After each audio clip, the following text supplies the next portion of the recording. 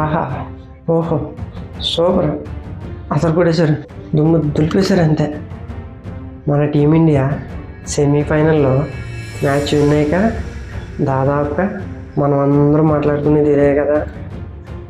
అవును, మన team India players అద్భుతంగా ఆడారు.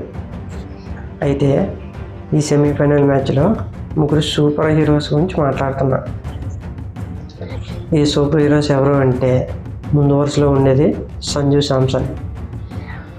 ఈ ప్లేయర్ గురించి చెప్పాలి అంటే ఒక 40-50 డేస్ బ్యాక్ వెళ్ళాలి మనం. అప్పుడు ఇంకా టోర్నమెంటే స్టార్ట్ అవ్వలేదు.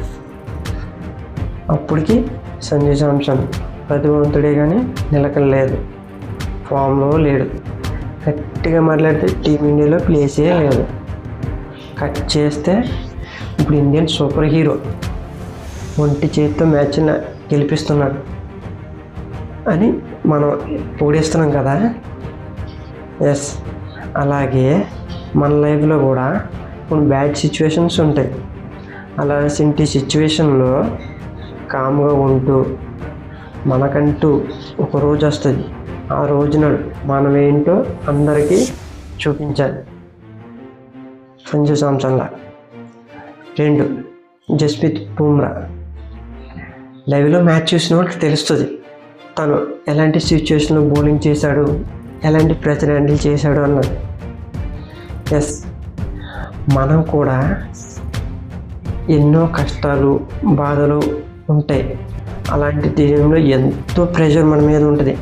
అలాంటి ప్రెషర్ తట్టుకొని మన పని మనం చేసుకుంటూ పోతే రిజల్ట్ అలా ఉంటుంది. Next 3, Jacob Bethell. మన ముందు ఎంత లక్ష్యం ఉంది, అది మనం కొట్టగలమా లేదా అన్నది ఆలోచించలేదు. వచ్చిన దగ్గర నుంచి తన పని మాత్రమే తను చేసుకుంటూ వెళ్ళాడు. ఎస్, ఆ లక్ష్యం మనం ఛేదిస్తామని మాత్రమే ఆలోచించాడు. మనం కూడా మన లైఫ్లో పెద్ద పెద్ద లక్ష్యాలను పెట్టుకొని ఎటువంటి భయం లేకుండా మన పని మనం చేసుకుంటూ పోతేనే చరిత్రలో మనం అంటూ ఒకరిగా మిగులుతాం.